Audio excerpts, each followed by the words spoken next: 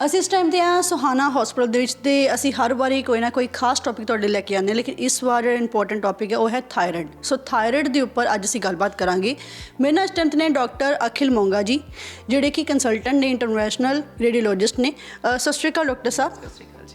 Doctor ਸਾਹਿਬ, ਅਸੀਂ ਪਿੱਛੇ ਵੀ ਬੜੀ ਅੱਛੀਆਂ ਟੌਪਿਕ ਦੇ ਉੱਪਰ ਗੱਲਬਾਤ ਕਰ ਚੁੱਕੇ ਹਾਂ, ਲੇਕਿਨ ਥਾਇਰਾਇਡ ਇੱਕ ਇਹੋ ਜਿਹਾ ਟੌਪਿਕ ਹੈ ਆਈ ਥਿੰਕ ਹਰ ਘਰ ਦੇ ਵਿੱਚ ਇਸ ਟਾਈਮ ਦੇ ਉੱਪਰ ਪਾਇਆ ਜਾਂਦਾ ਹੈ। ਸੋ ਥਾਇਰਾਇਡ ਗਲੈਂਡ ਦੇ ਉੱਪਰ ਅਸੀਂ ਗੱਲ ਕਰਦੇ ਹਾਂ, ਤੇ ਇਹ ਕੀ ਪ੍ਰੋਸੈਸ ਹੈ ਜਾਂ ਇਹ ਕਿਵੇਂ ਸ਼ੁਰੂ ਹੁੰਦਾ ਹੈ? बेसिकली थायराइड ग्लैंड जो है हमारा बॉडी का एक ऐसा अंग है जो ऐसा हार्मोन प्रोड्यूस करता है जो हमारे बॉडी के मेटाबॉलिज्म को कंट्रोल करता है। तो हमारे बॉडी का सारा जो मेटाबॉलिज्म है वो बेसिकली इससे प्रोड्यूस होने वाले एक हार्मोन थायराइड से कंट्रोल होता है। तो वो उसका फंक्शन है, वो हमारे ब्रेन के फंक्शन को भी इफ़ेक्ट करता है, हार्ट के फंक्शन को भी इफ़ेक्ट करता है, गट को भी इफ़ेक्ट करता है, वेट गेन, वेट लॉस, हर चीज़ इस छोटे से ग्लैंड से कंट्रोल होती है। ਅੱਛਾ ਡਾਕਟਰ ਸਾਹਿਬ, ਇਹ ਵੀ ਗੱਲ ਹੁੰਦੀ ਹੈ ਕਿ ਕਈਆਂ ਨੂੰ ਤਾਂ ਪਤਾ ਹੀ ਨਹੀਂ ਹੁੰਦਾ ਕਿ ਥਾਇਰਾਇਡ ਹੈ ਕੀ, ਜਾਂ ਉਹਨਾਂ ਨੂੰ ਇਹ ਵੀ ਨਹੀਂ ਪਤਾ ਕਿ ਉਹਨਾਂ ਨੂੰ ਥਾਇਰਾਇਡ ਹੋ ਚੁੱਕਾ ਹੈ। ਸੋ ਉਹ ਕਿਵੇਂ ਪਤਾ ਲਗਾ ਸਕਦੇ ਨੇ? बेसिकली जो मैंने आपको बताया कि एक ये ग्लैंड होता है हमारे नेक में, यहाँ पे एक ऑर्गन होता है, तो उसकी वजह से जो हार्मोन प्रोडक्शन है या तो बढ़ सकती है डिज़ीज़ में या नॉर्मल से कम हो सकती है। तो कम होने के कुछ साइंस हैं, जैसे पेशेंट को वीकनेस फील होती है, वेट गेन होने लग जाता है, और अगर सेम पेशेंट को ज़्यादा थायराइड हो तो उस केस में पैल्पिटेशन मतलब धड़कन महसूस होना, वेट लूज़ होना, ये सब चीज़ें हो सकती हैं। और हमारे बॉडी के जितने भी फंक्शंस हैं, अगर आपको ऐसा लगे कि हमारी कुछ ऐसी कंप्लेंट्स हैं जो ओवरऑल पूरा शरीर में थकान महसूस हो रही है, वेट के रिलेटेड कंट्रोल में डिफरेंस आ रहा है, गट इफ़ेक्ट हो रही है, एंग्जाइटी, कुछ लोगों को साइकेट्रिक सिम्टम्स भी आने लग जाते हैं, तो उन सब चीज़ों से पता चलता है। बट आम तौर पे लोगों को सबसे कॉमनली जो पता लगता है वो या तो कोई नेक में स्वेलिंग आ जाती है या फिर उनको अनएक्सप्लेन्ड थकान, अनएक्सप्लेन्ड वेट गेन हो रहा होता है। अच्छा डॉक्टर साहब, कितने का केसेस आ जाते हैं? जैसे अगर एक हफ्ते की हम बात करें, 7 डेज़ में कितने के केसेस आते हैं थायराइड के? बेसिकली जो थायराइड के केसेस हैं वो हमारे एंडोक्राइन स्पेशलिस्ट ओपीडी में जाते हैं, और उनकी तो सारे दिन की ओपीडी ही शुगर और थायराइड के बेस पे चलती है। तो आप समझ लें रोज़ के 10-15 केसेस ऐसे ज़रूर होंगे ओपीडी में जिनका थायराइड लेवल कम या ज़्यादा होता है। अच्छा डॉक्टर साहब, ये भी चीज़ बताओ कि जैसे कि पेशेंट्स आए है ना, तो उनकी स्टेज, वो किस स्टेज पे ज़्यादातर आते हैं? जैसे फर्स्ट स्टेज होती है, सेकंड स्टेज होती है, या किसी का लेवल ही ख़त्म हो चुका होता है, तो वो किस स्टेज पे ज़्यादातर आते हैं? कौन से ऐसे पेशेंट आते हैं? ये नॉर्मली जब टेस्ट किए जाते हैं तो उसमें पता लगता है कि थायराइड लेवल किस तरह से है। तो उसका एक टेस्ट होता है जिसे थायराइड फंक्शन टेस्ट बोलते हैं। उसमें पता लगता है कि थायराइड हार्मोन ज़्यादा है या कम है, पहले इस चीज़ से पता लगता है। कई लोगों को अभी सिर्फ सिम्टम्स आते हैं, पूरी तरह उनकी रेंज नहीं चेंज होती, उसको सब क्लिनिकल थायराइड डिजीज़ भी बोलते हैं। बट नॉर्मली हमारे पास पेशेंट तभी आता है या तो उसके नॉर्मल हेल्थ पैकेज टेस्ट में उन्होंने टेस्ट करवाए और उसमें थायराइड मतलब डिफरेंट आ गया, नॉर्मल से अलग आ गया, या फिर वो स्वेलिंग के साथ आते हैं, जो चीज़ नॉर्मली हमें रेफ़र होती है। अगर सिर्फ ब्लड टेस्ट का अंतर है, वो यूजली एंडोक्राइन डॉक्टर्स जो हमारे हैं डीएम स्पेशलिस्ट वो देख लेते हैं। बट अगर पेशेंट को साथ में कोई स्वेलिंग है तो वो हमारी तरफ शिफ्ट होते हैं। उसके लिए फिर हम पेशेंट का एक अल्ट्रासाउंड करवाते हैं जिसमें पता लगता है कि अंदर कोई गांठ है कि नहीं है। एंड फर्दर जो स्टेजिंग है वो एक टेस्ट होता है जिसे बोलते हैं एफएनएसी। एक छोटी सी सुई से हम जांच करते हैं कि जो ये स्वेलिंग है थायराइड में, ये कैंसर है या नॉन कैंसर है। मैं उसी पे आने वाली थी कि जो थायराइड नोड्यूल में कहते हैं कि कैंसर है इसमें, तो कितने टाइप का है, जहाँ कैसे हमें पता चलता है कि हमें उस चीज़ में एक और ज़्यादा प्रॉब्लम आनी शुरू हो गई, मुझे डबल हो गया ना, कि थायराइड हो गया ऊपर से उसमें कैंसर है?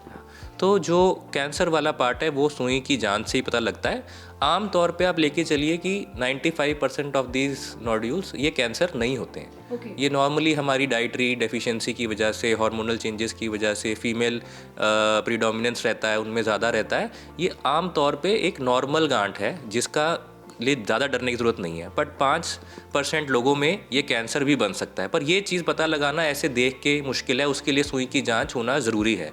तो अगर वो हो जाती है सुई की जांच तो हमें क्लैरिटी आ जाती है। अगर तो वो कैंसर है तो कैंसर के लिए तो फाइनली ऑफ कोर्स जैसे नॉर्मल हम सर्जरी होती है, पेट स्कैन होता है, स्टेजिंग होती है, सब कुछ होगा और उस हिसाब से पेशेंट का ट्रीटमेंट होता है।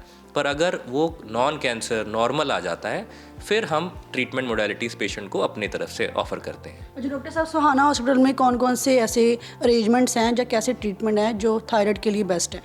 देखिए, अगर तो सिर्फ थायराइड हार्मोन की डिफ़िकल्टी है तो वो नॉर्मली मेडिसिन से मैनेज हो जाती है। बट अगर पेशेंट को स्वेलिंग है, जो हमने पता लगा लिया कि कैंसर नहीं है, उसके अंदर अगर पेशेंट को बोलने में दिक्कत आ रही है या सांस लेने में प्रॉब्लम आ रही है, खाना खाने में प्रॉब्लम आ रही है, या इवन आम तौर पे कोई नहीं चाहता कि मेरे नेक में एक बड़ा सा स्वेलिंग यहाँ पे दिखे, तो उस तरह जब पेशेंट हमारे पास आता है तो पहले एक ही ऑप्शन होती थी कि या तो हम सर्जरी करके वो थायराइड ग्लैंड को निकाल दें। पर सर्जरी से भी बहुत लोग डरते हैं कि अच्छा ऐसे कुछ कह नहीं रहा तो हम सर्जरी क्यों करवाएं, उसकी अपनी कॉम्प्लिकेशंस हैं।